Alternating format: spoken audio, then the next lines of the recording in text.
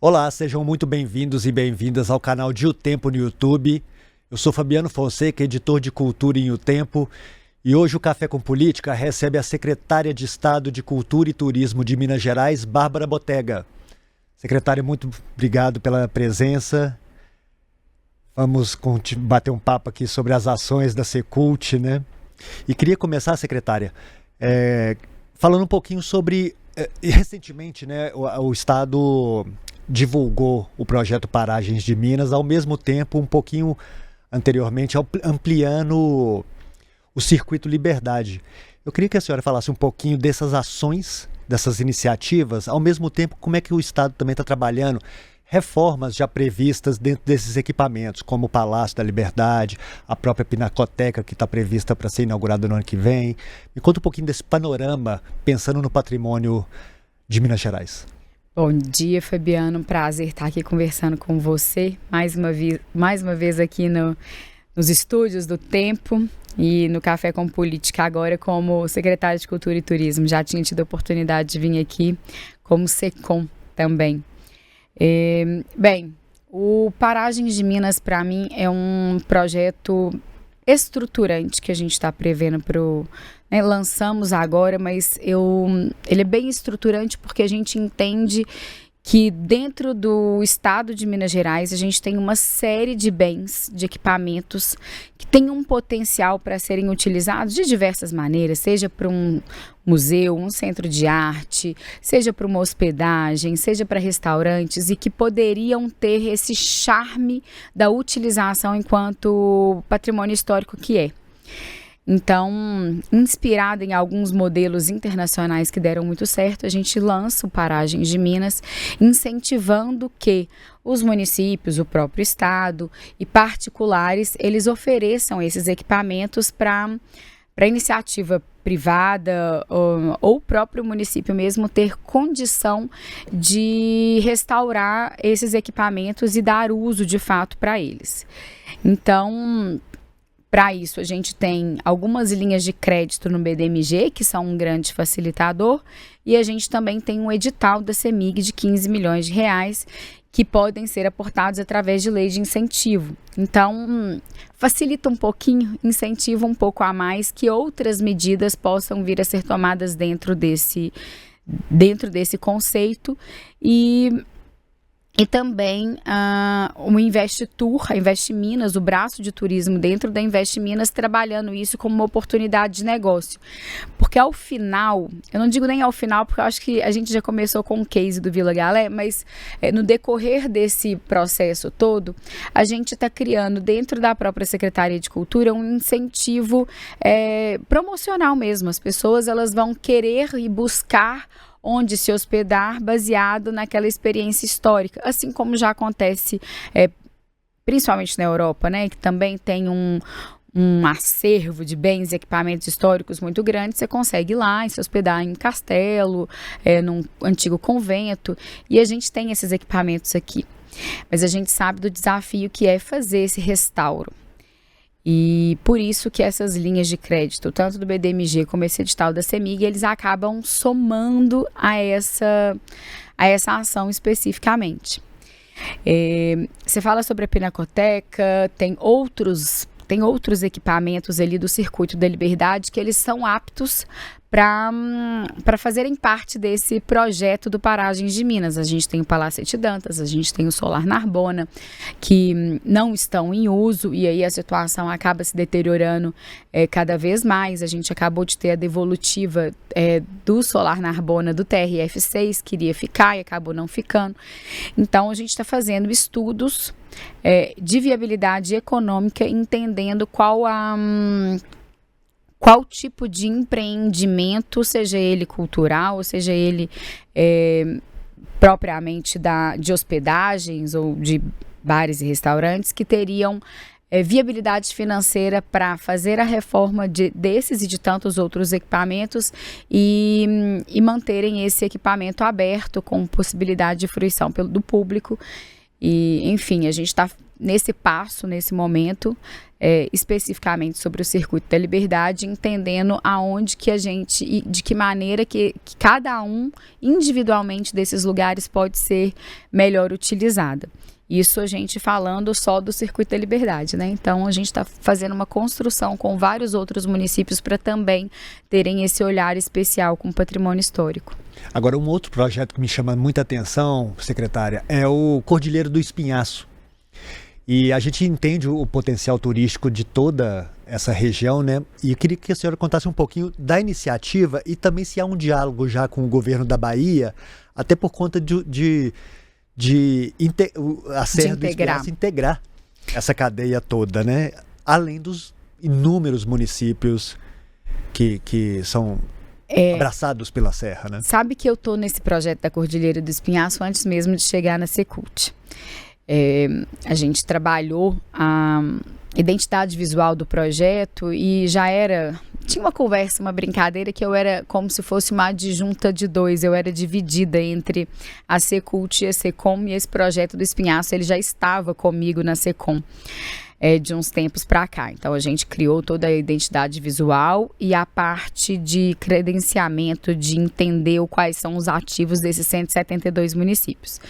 Então, é interessante a gente pensar que a gente tem uma cordilheira. A gente sai daqui para poder visitar, tanta gente sai para visitar a Cordilheira dos Andes e a gente com uma cordilheira inteira aqui, nossa, que é a espinha dorsal mesmo, e é exatamente por isso que chama Cordilheira do Espinhaço, a espinha dorsal do Brasil.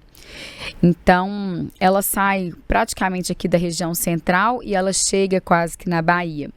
A gente já tem alguns contatos e algumas rotas desenhadas com o governo da Bahia, pensando para um momento futuro. A gente entende que a gente precisa de sedimentar um pouco mais internamente aqui e as pessoas entenderem que a gente tem essa cordilheira, que ela é nossa, e se atentarem para a infinidade de percursos que podem ser feitos dentro de Minas Gerais, para depois a gente avançar chegando na Bahia. Então, o foco agora é Minas Gerais, e dentro da Cordilheira do Espinhaço, a gente tem vários roteiros ou rotas ou experiências mesmo completamente diferentes. Então, a gente está agora com um projeto bastante interessante da Estrada Cênica, que passa por 11 municípios, saindo de Lagoa Santa, chega até o Cerro, que a estrada por si só já é maravilhosa. Então, e obviamente a gente fazendo a integração desses 11 municípios, é um projeto que a gente conta inclusive com o apoio da Anglo-América. Então, ele acaba ficando mais robusto, que a gente consegue ter mais visibilidade e até mais recursos para poder trabalhar algumas rotas dentro do próprio Espinhaço. Agora, secretário, mais cedo um pouco, você falava também das reformas de alguns equipamentos e mencionando o Palacete Dantas, e aí eu queria entrar na questão sobre o Propag e aquela coisa muito delicada, que deixou muita gente um pouco assustada, preocupada, né, em relação aos bens culturais do Estado, do município, inclusive. Me conta em que pé anda essa situação, porque muitos equipamentos já foram retirados, né? Então, assim, em termos da cultura e também do turismo, alguma coisa, digamos, pendente em relação a essa possibilidade desses ativos integrarem o programa? Eu acho que a gente tem que dar um passinho atrás para poder falar isso, porque obviamente que meu objetivo maior é defender a paz da cultura e do turismo no estado de Minas Gerais. E cada um está defendendo exatamente o seu. Esse governo não tem o desejo de federalizar, de passar essa gestão de nenhum tipo de bem e equipamento para o governo federal. É uma imposição.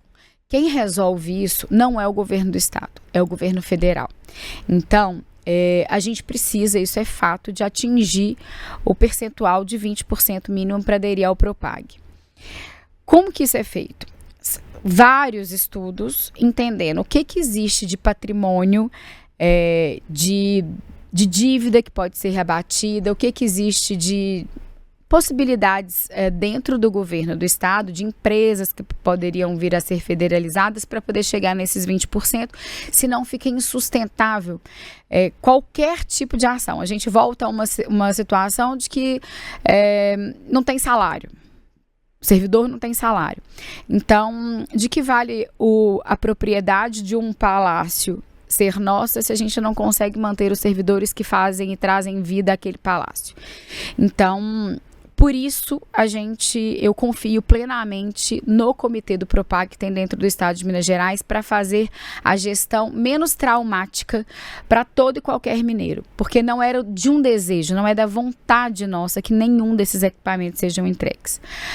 Já avançamos em vários pontos especificamente sobre isso, os culturais. Felizmente, acho que a gente está num ambiente confortável nesse momento em relação a isso, mas eu acho importante destacar que isso nunca será e nunca foi um desejo do governo de Minas Gerais de passar para frente esse tipo de equipamento que é tão caro, que é tão nosso. Então, mas realmente é uma situação que ela exige alguns esforços, mas está sendo o menos traumático e eu acho que a gente está aí agora confortável de que já foram retirados alguns dos equipamentos e não vejo um cenário dolorido para a cultura e para o turismo em relação a isso, não. Estou bastante otimista. Mas tem algum equipamento que você pretende defender ainda que, de certa forma, assim, é uma questão para a secretaria especificamente e para o setor? Na verdade, isso não cabe à Secretaria de Cultura e Turismo. Okay. Quem faz essa análise, ela é muito técnica, justamente o comitê do Propag. Como eu já te disse, eu estou super tranquila e confortável de que não teremos problemas e o setor e todos nós poderemos comemorar aí que vamos aderir ao Propag, ter uma saúde financeira melhor para o governo do estado de Minas Gerais, sem grandes traumas para a cultura e para o turismo. Acho que a gente pode dormir tranquilo. Secretária, falando sobre editais agora e o fomento à cultura e ao turismo em Minas Gerais. Queria que a senhora desse um panorama um pouco de como anda eles, porque assim, a gente está perto de uma nova PNAB, né? Uma nova PNAB, ao mesmo tempo que foram lançados novos editais recentes, né? E prorrogados, né? Como Afromineridade, se eu não me engano, o Cultura Viva também, não sei, talvez eu esteja um pouco enganado, mas eu queria que você desse um panorama um pouco por conta dos atrasos. Agora a gente percebe que já tem uns resultados preliminares, outros finais. Como tem sido? A gente já soltou praticamente todos os resultados. Meu histórico é do jurídico. E no jurídico, se você perde prazo, você perde a vida quase, né? Então, isso para mim é muito relevante, a questão dos prazos. Eu virei e falei assim, nós vamos trabalhar com prazos factíveis. A gente sabe que é um desafio enorme e Minas Gerais tem os resultados de Minas Gerais, inclusive nessas outras PNABs, ainda que a gente saiba que tiveram alguns atrasos e que isso causa frustração de fato no setor, que a gente se organiza, se programa para aquilo, ainda assim os nossos índices de execução, eles são os maiores do Brasil. Então, a cultura de outros estados vem entender como que a gente tem conseguido atingir os percentuais todos que a gente tem feito nos últimos tempos. E eu tenho trazido, hoje à tarde, inclusive, eu vou fortalecer esse pedido, tentando ver medidas inovadoras mesmo, tecnológicas, que nos auxiliem para a gente ser ainda mais efetivo para a entrega desses próximos editais e próximos resultados. Então, eu tenho convidado algumas pessoas para nos ajudar. Já consegui uma. Agora eu estou em busca da segunda pessoa para ajudar na própria publicação dos editais, para eles serem ainda mais assertivos, menos complexos, mais simples e fáceis de entendimento. Isso facilita para todo mundo, para o setor inteiro, inclusive para o resultado final também ser mais tranquilo da gente conseguir efetivar.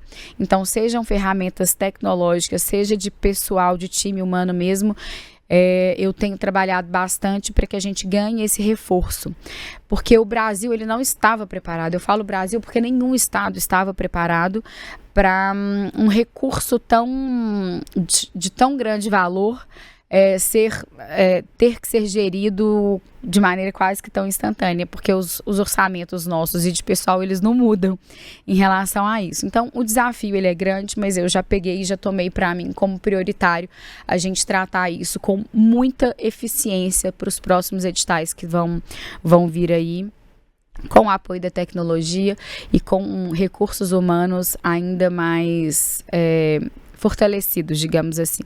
Então, a gente está conseguindo trazer PPGGs com experiência nesse assunto para poder trabalhar internamente os editais com a gente. E eu tenho certeza que ano que vem a gente vai cumprir os prazos.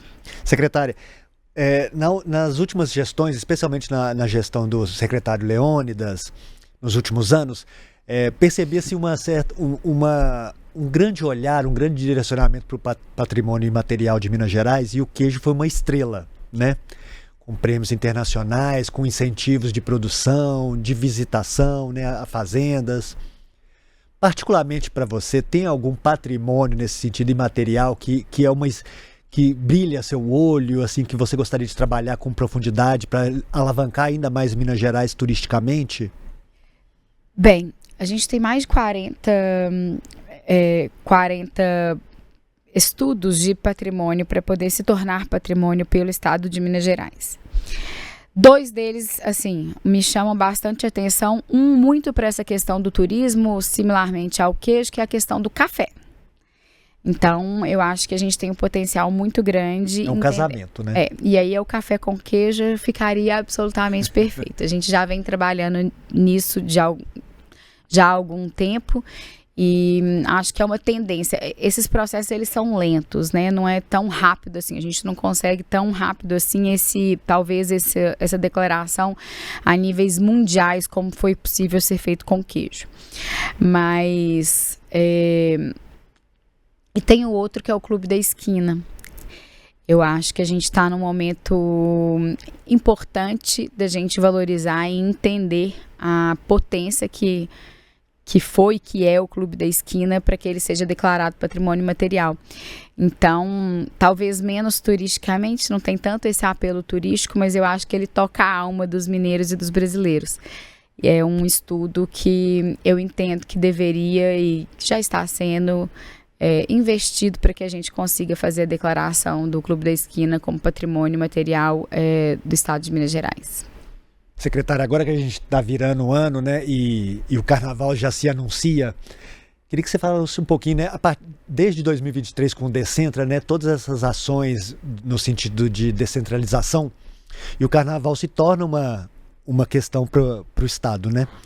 Queria que a senhora falasse um pouquinho das iniciativas previstas para o carnaval no interior, que foi por anos e anos, né, uma grande opção para o Brasil, né, para os brasileiros, para os mineiros, e que com o carnaval, né, tão forte de Belo Horizonte, talvez o interior tenha deixado um pouquinho, né, ficado um pouquinho de lado, não em questões públicas, mas, né, de visitação mesmo.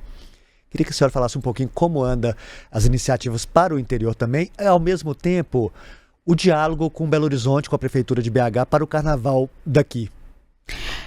Bem, realmente a gente passou por um processo de inversão, né? Se antes não havia nada em Belo Horizonte no carnaval e todo mundo de fato ia para o interior, depois de um tempo inverteu-se completamente essa lógica e alguns carnavais do interior ficaram esvaziados. Nos últimos 3 anos a gente tem conseguido equilibrar um pouquinho essa rota, digamos assim. Então, se antes era só Belo Horizonte, o que a gente tem feito? A gente tem conseguido atrair mais público para Minas Gerais como um todo. Então, quando a gente pensa, por exemplo, ali na região de Capitólio, esses números do carnaval, eles são uma crescente bastante significativa, bastante importante. No sul de Minas, Poços de Caldas também. E as cidades históricas já começaram a dar um respiro de novo. É uma evolução, né? Diamantina e Ouro Preto ficaram bastante satisfeitas com o carnaval desse ano de 2025. Porque todo o trabalho que o governo de Minas fez, obviamente que tem, e é importantíssimo que tenha, de fato, esse diálogo com Belo Horizonte e inovando o Carnaval de Belo Horizonte, a gente também nunca deixou de dar as mãos ao interior, entendendo e fazendo alguns investimentos também em alguns lugares estratégicos. O próprio edital da CEMIG, que está vigente hoje, que é um grande incentivador, acho que é o maior incentivador do carnaval, que você consegue descentralizar o recurso e ir até a ponta, não somente no estrutural do carnaval, mas aquele que faz o carnaval mesmo, que são os blocos, são as escolas. Um dos principais pilares é justamente a interiorização desse carnaval, porque a gente entende que tem que levar a estrutura para isso, para eles. E vai ser, e como já foi anunciado, o primeiro critério para a escolha desses projetos pela CEMIG, dos projetos de carnaval, para que o interior siga forte também e mostrando o carnaval bonito que tem. Já em relação a Belo Horizonte, a gente mantém, já está até, hoje é o último dia do prazo para entrega de um edital que a gente abriu para a Via das Artes, né, que são aquelas avenidas sonorizadas. Então, tudo que a gente veio fazendo em Belo Horizonte, a gente continua fazendo em termos de estruturação física do carnaval aqui também. Outro dia até fiz uma reunião com uma liga de blocos aqui de Belo Horizonte, a Bruta, que recém foi criada, e a gente estava conversando sobre a sonorização e os impactos que isso tem para o Carnaval de Belo Horizonte como um todo, independente se o bloco sai ou não sai de uma avenida sonorizada, porque a gente consegue dar uma visibilidade de transmissão mesmo. A equipe do tempo está na rua, se ela está na avenida, né, que ela teve a sonorização feita, você consegue ter uma transmissão melhor, as pessoas escutam mais, com mais precisão. Isso para televisão também é muito importante, e isso acabou trazendo um aumento do índice de procura de Belo Horizonte em mais de 837% no mês de outubro. Isso significa o quê? Que a gente está qualificando o turista que vem para Belo Horizonte no carnaval. Então, ele tem mais predisposição de gastar, e no final das contas, gente, é isso mesmo que a gente quer. A gente quer que o dinheiro circule em Belo Horizonte, que o ambulante venda mais, que os hotéis cobrem uma tarifa adequada para o período de carnaval e contrate camareiras, que os restaurantes e bares lucrem ainda mais durante esse período. E se a gente eleva o ticket médio desse turista, é bastante importante, e a gente entende que a visibilidade do Carnaval de Belo Horizonte nos meios todos, rádio, televisão, redes sociais, é muito importante para essa construção do que vem acontecendo em Belo Horizonte. Então, esses investimentos continuarão a ser feitos pelo governo do estado, como já está anunciado, e eu tenho certeza que é um caminho sem volta, né? Uhum. Secretária, 2026 também é um ano eleitoral, né? E sempre quando se pensa assim, possibilidades de mudança de gestão, pensa-se também numa sequência, numa continuidade de programas, de ações e iniciativas. Tem algum programa, alguma iniciativa que, independente do próximo governo, né, se é uma alteração grande, né, de equipe e de secretariado, tem algum programa que você deseja que ele seja continuado, né? Tem alguma iniciativa que é importante para o estado de Minas Gerais, independente daquele governo? Olha, primeiro eu acho que essa é uma preocupação genuína que a gente tem enquanto brasileiro, e me preocupa particularmente muito, e a gente chama de sucessão governamental mesmo, porque eu acho natural que quando a gente, né, assume... Eu assumi agora, recente, uma cadeira que tem um legado, que tem um histórico por trás disso. E a gente tem que dar continuidade. Mas, obviamente, eu também tenho a minha digital que a gente precisa de dar. Olha, não, a gente faz um ajuste de rota aqui, eu entendo que isso aqui é mais pertinente, mas sem desconsiderar absolutamente todo o histórico. E eu acho muito negativo o que acaba acontecendo, porque, assim, eu falo pela experiência própria. Quando a gente chegou nessa gestão do governo do estado, parecia que tinham deletado, parecia não, eles deletaram absolutamente tudo que existia de histórico, como se o trabalho que tivesse sido feito fosse do governo e não do Estado. Então, essa é uma gestão que faz trabalhos para o Estado, independente do governo. O Decentra é uma ação que eu, assim, não consigo ver também como que alguém pode resolver mudar isso quando a gente tem números que mostram que 70% dos mineiros vivem no interior. Não faz sentido 95% dos recursos da cultura ficarem na capital Belo Horizonte, sendo que 70% das pessoas vivem no interior. Então, esse é um programa, e até tem força de lei, que eu entendo que qualquer um que sente na cadeira vai dar continuidade a ele com esse olhar estratégico importante para o interior do estado de Minas Gerais. Então, não acredito que vai chegar a esse ponto. E acho que a promoção do destino Minas Gerais, ela também tem sido muito assertiva. É exatamente por isso que a gente consegue manter os números de atração de turistas cada vez maiores para Minas Gerais. E isso não acontecia antes.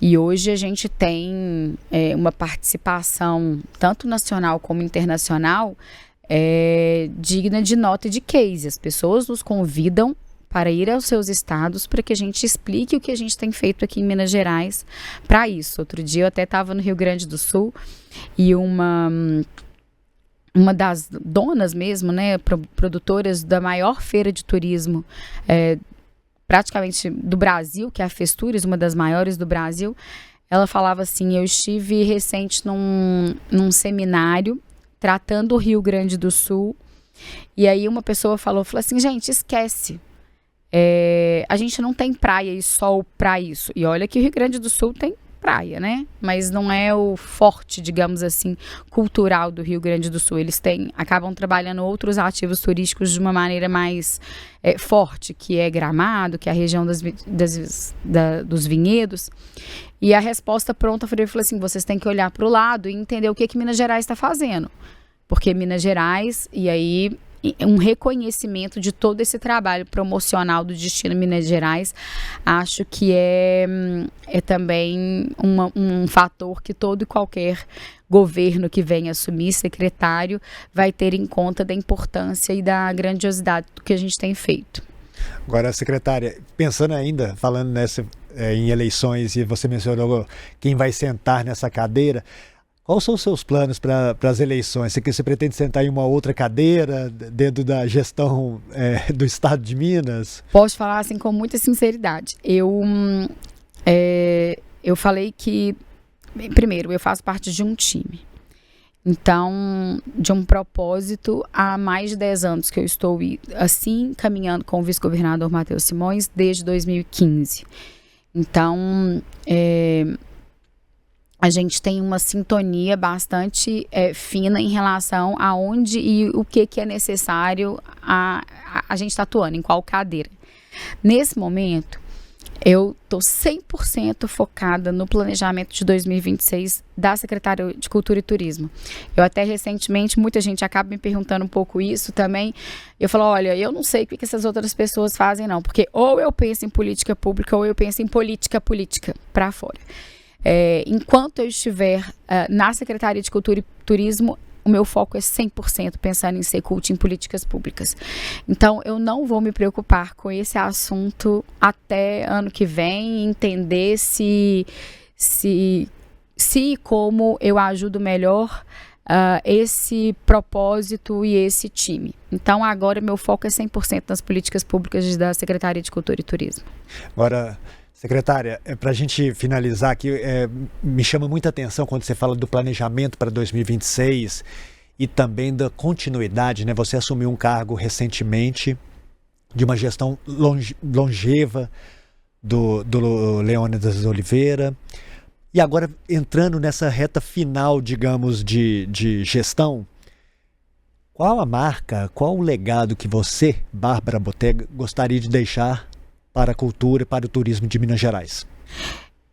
O Leônidas, ele é um querido, um amor que eu tenho, e ele é uma mente criativa impressionante. Eu tenho aí a minha criatividade, como todos nós temos, eu gosto, eu entendo, mas eu tenho um olhar também de gestão talvez um pouco mais duras, sabe?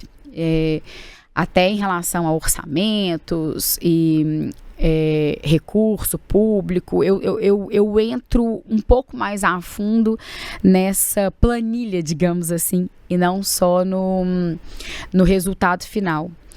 E por isso que dava muito certo eu com o Leônidas também, enquanto ele estava na Secult, eu estava na comunicação, porque eu conseguia colocar alguns aspectos de planejamento e gestão mesmo, como é um pouco meu perfil. Então, já esse final de semana vocês já vão começar a entender um pouquinho do que eu tenho feito um pouco diferente em relação a promoção do estado de Minas Gerais. Acho que no Natal já notaram também algumas forças que eu tenho. Por exemplo, eu consegui trazer a iniciativa privada para fazer o Natal da Praça da Liberdade. Então, eu tenho aí uma fama de conseguir trazer recursos de maneira inteligente e otimizar alguns recursos para a gente poder usar estrategicamente para uma visibilidade ainda maior do estado de Minas Gerais. Então, eu acho que o Paragens de Minas é um projeto estruturante que eu pretendo deixar como legado. Eu quero fazer entregas muito importantes em 2026, inclusive dentro do Circuito da Liberdade. Acho que vai ser uma entrega importante que a gente vai começar a desenhar. Ele não é um projeto de curtíssimo prazo, mas ele é um projeto que ele já nasce vivo, acontecendo. Então, fico bastante otimista em relação a ele. E esse planejamento de 2026, eu te falo que o meu já está pronto. Então, é na risca da gestão de pessoal, de recursos e de maneiras estratégicas de atrair recurso para a execução das políticas públicas da Secretaria de Cultura e Turismo e também otimizar o nosso orçamento, colocar maneiras em que o nosso orçamento ele vai ser melhor aproveitado dentro da própria Secult. Então, isso eu já sentei, já fiz. Você pode notar que eu não viajei tanto para eventos fora de Belo Horizonte, porque eu entendia que o momento era de eu entender o contexto do que estava se passando dentro da Secretaria de Cultura e Turismo. Por mais que eu estivesse muito presente, você não participa do gerenciamento disso. E então eu foquei em entender o que se passa internamente para poder planejar adequadamente o ano de 2026, para que a gente não saia do rumo, sobretudo por ser de fato um ano eleitoral, é um ano mais complexo, porque para a gente entender, inclusive restrições orçamentárias, restrições de divulgação, tentando entender todas essas nuances para a gente ser efetivos, ainda que em um ano eleitoral. Secretária Bárbara Botega, muito obrigado pela participação aqui no Café com Política. Volte sempre, tá certo? Hoje a gente fica por aqui e você acompanha esse e outros conteúdos no canal de O Tempo no YouTube e também no portal otempo.com.br. Até mais.